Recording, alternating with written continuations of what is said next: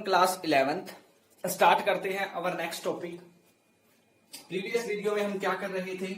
Application of dimensional analysis कर रहे थे, जिसमें हमने दो एप्लीकेशन कर ली थी।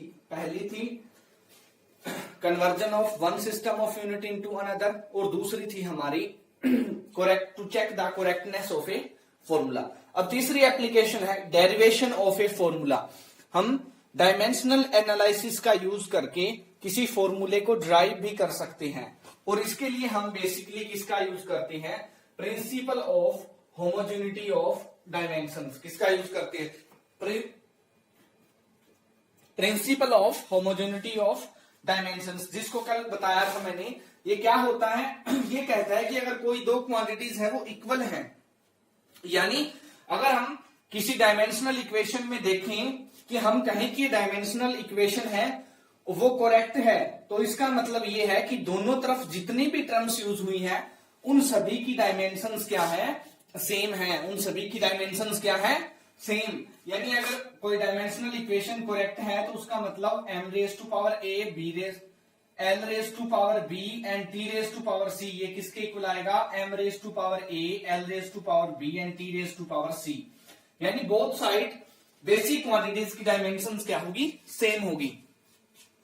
तो इसके लिए हमें क्या करना है? डेरिवेशन ऑफ फॉर्मूला के लिए सबसे पहले हम ये सपोज कर लेंगे कि जो क्वांटिटी हमें बताई गई है उसकी डायमेंशंस हैं वो जो उसके फैक्टर हैं उनके ऊपर डिपेंड करती है। या हम ये कहते हैं सिंपल भाषा में कि हम उस क्वांटिटी की डायमेंशंस हैं उनकी एक इक्वेशन बना लेंगे in the form of its factor. जो हमें फैक्टर दिए गए हैं उनकी फॉर्म में उनकी एक इक्वेशन बना लेंगे। क्लियर?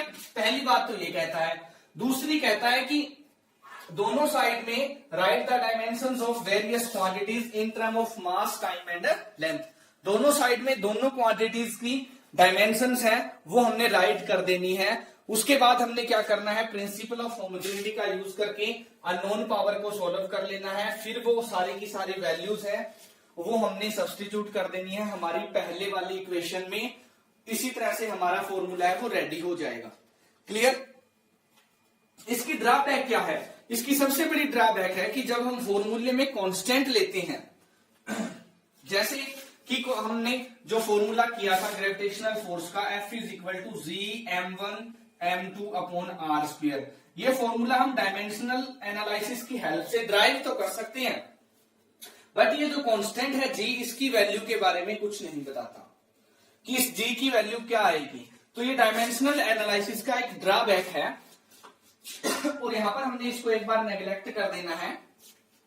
तो हम स्टार्ट करते हैं, प्रैक्टिस करेंगे एक न्यूमेरिकल की, आपको समझ आ जाएगा। क्या दिया हुआ है? Example, the frequency of vibration of a string में डिपेंड्स ऑन। फ्रीक्वेंसी बताया है कि किसी भी स्ट्रिंग की फ्रीक्वेंसी है सोनोमीटर पर, वो किस चीज पे डिपेंड करती है? Depend on length of the string. पहला फैक्टर क्या बताया है? Length of the string, tension T in the string and mass पर unit length small m। Mass पर यूनिट लेंथ को इसने क्या बताया है? स्मॉल m, यानी मास बाय लेंथ है वो स्मॉल m है ऑफ द स्ट्रिंग। तो इसका फॉर्मूला हमने ड्राइव करना है। क्लियर? टेंशन एक फोर्स होती है बेटा। जब हम थ्रेड के ऊपर कोई वेट हैंग करते हैं तो थ्रेड के अंदर जो अपवार्ड फोर्स डेवलप होती है उसी को टेंशन बोलते हैं। तो टेंशन एक फोर्स ही होती है, और ये एक्चुअली में वेट के इक्वल होती है, mass into acceleration due to gravity, mg के इक्वल मोस्टली मानी जाती है ये। क्लियर? तो सबसे पहले क्या करना है? ये देखिए हमारी फ्रीक्वेंसी, उसको हमने एक डायमेंशनल इक्वेशन में लिख लेना है। कौन सी इक्वेशन में? जो फैक्टर्स हैं उनकी डायमेंशंस हमने डिसाइड कर देनी है। पहले लेंथ पे डिपेंड कर रहा है, तो हमने कह दिया कि F है वो प्रोपोर्शनल है L raise to power A। T tension दे रखा है तो T raise to power B, and m small m क्या है? मास पर यूनिट लेंथ, तो इसकी पावर C। और यहां से हमने एक इक्वेशन बना ली। ये कांस्टेंट के सॉरी प्रोपोर्शनल के साइन को हटाकर कांस्टेंट लगा दिया कि, तो ये हमारी बन गई डायमेंशनल इक्वेशन, पहली इक्वेशन। इस तरह हमने फैक्टर से वो एक इक्वेशन बना ली। अब इसमें अननोन क्या है? ABC की वैल्यू हम कैलकुलेट कर लेंगे, और फिर इस इक्वेशन में ABC की वैल्यू पुट करेंगे, हमारा फॉर्मूला है वो बन जाएगा। तो ABC की वैल्यू कैसे निकालेंगे? यहाँ पे साफ साफ लिखा है कि एबीसी की वैल्यू निकालने के लिए आपको वेरियस क्वांटिटीज की डायमेंशंस मेंशन करनी पड़ेगी। तो यहां पर डायमेंशन देख लेते हैं। सबसे पहले फ्रीक्वेंसी होता है 1/t, इसकी डायमेंशंस होती है बेटा t⁻⁻1। टेंशन होता है t, जिसका मतलब m into g, mass into acceleration due to gravity. तो इसकी डायमेंशंस फोर्स वाली होती है, क्या होती है m1L1t-2। स्मॉल m क्या दिया हुआ है, मास पर यूनिट लेंथ यानी मास बाय लेंथ, तो इसकी डायमेंशंस क्या आएगी m1L-1। और L क्या है हमारा लेंथ, तो लेंथ की डायमेंशन हमें पता है L ही होती है। क्लियर। अब इस इक्वेशन में सभी की डायमेंशंस लिख देनी है, यानी फ्रीक्वेंसी की डायमेंशंस क्या आई t-1, तो उसको लिख दिया m0L0t-1। k as it is, L की dimension L raise to power a, t की dimension m1L1t-2 raise to power b, and small m mass पर यूनिट लेंथ की dimensions m1L-1 raise to power c। Clear. अब सभी की dimensions हैं वो combine कर लेते हैं, फिर हम इसको सोल्व कर लेंगे। तो के एल की देखिए कितने, पहले m की डायमेंशंस कंबाइन कीजिए। m की डायमेंशंस b यहां पर है इंटू c यहां पर है, ये देखिए। तो इसकी m की टोटल डायमेंशंस क्या आ गई b प्लस c। क्या है, सिंपल फॉर्मूला यूज हुआ है बेटा कि अगर 10 की पावर a इंटू 10 की पावर b है तो ये क्या हो जाती है 10 की पावर a प्लस b। क्या रूल है ये कि अगर हमारा बेस सेम है तो एक्सपोनेंट यानी पावर है वो ऐड हो जाती है। तो यहां पर सेम रूल है, यहां पर b पावर है, यहां पर c है, तो ये हो गई b प्लस c।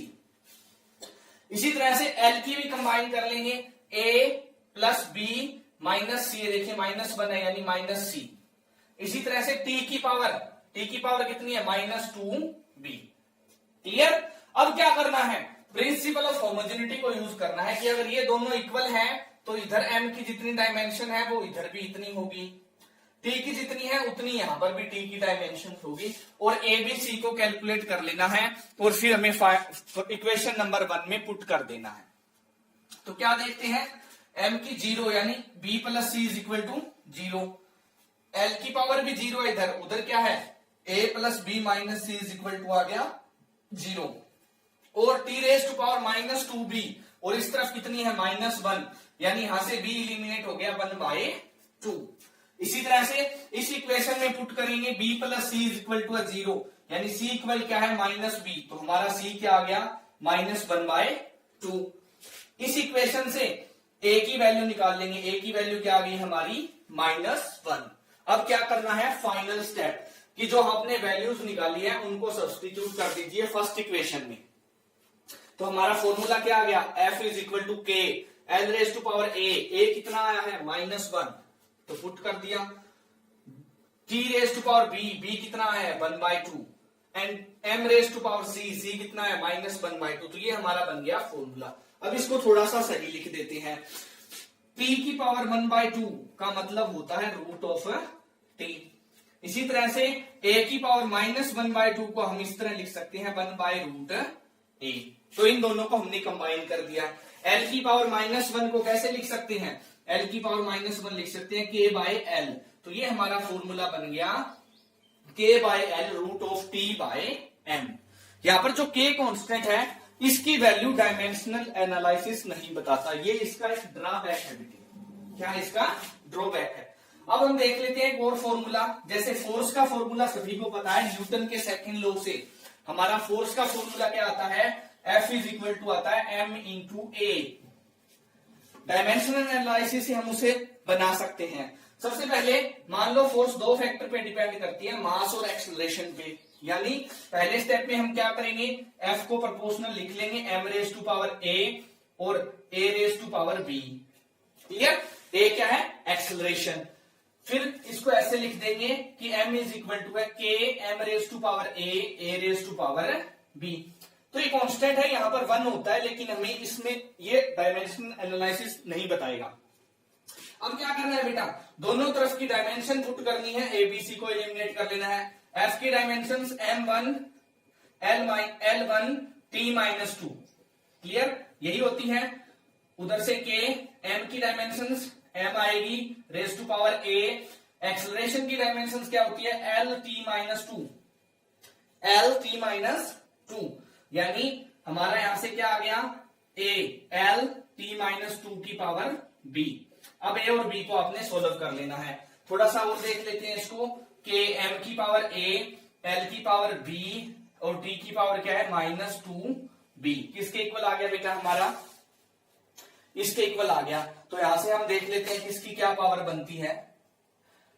तो a इज इक्वल हो गया 1 के, क्योंकि डायमेंशन इक्वल है तो a इक्वल होगा 1, b इक्वल होगा 1 के, या दूसरे फॉर्मूले से देख लो -2b है वो भी -2 के इक्वल होगा, तो b की वैल्यू क्या हो गई 1।